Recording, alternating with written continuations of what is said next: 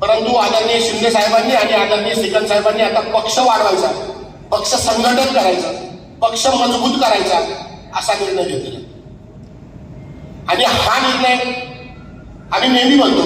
आपण सर्वजण शिंदे साहेबांना, सामंत साहेब आणि शिंदे साहेबांना भेटायला गेलो की आम्ही सांगतो, साहेब जितकं ठाण्याला पोटेन्शियल आहे तितकं नाशिकला पोटेन्शियल आहे. नाशिकला शिवसेना प्रचंड जोरात आहे, नाशिकला हिंदुत्ववाद प्रचंड जोरात आहे, नाशिकला शिवसेना मोठी होऊ शकते.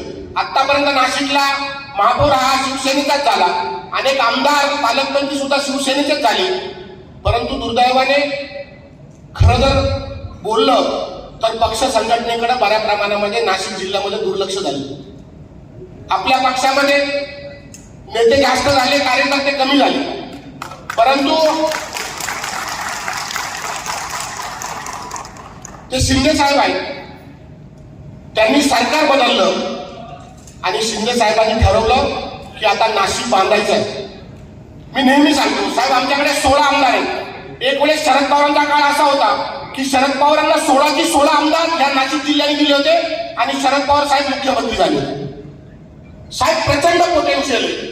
शिवसैनिक प्रत्येक मतदारसंघात आहे, शिवसैनिक प्रत्येक तालुक्यात आहे, शिवसैनिक प्रत्येक गटात आहे, प्रत्येक गणात आहे, प्रत्येक विभागात आहे, प्रत्येक प्रभागात आहे. परंतु शिवसैनिकापर्यंत पोहोचण्यासाठी शिवसैनिक कमी पडतायत असं म्हटलं तर काही वावगं ठरणार नाही. हे शिवसेनेचा काळ होता.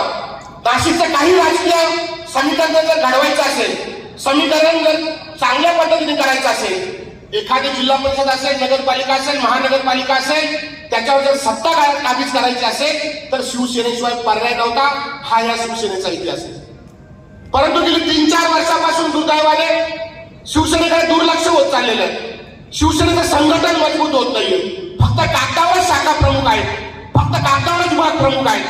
सांगायला दुर्दैव वाटतं की जर नाशिक लोकसभेची जर ही बैठक असेल आणि आज 1 नंबरचे मंत्री महोदय, उद्योग मंत्री महोदय जर आपल्या सभेला येत असेल आणि सभेच्या जर काही खुर्च्या खाली असेल तर याच्या इतकं दुर्दैव या नाशिक लोकसभेचं नाही.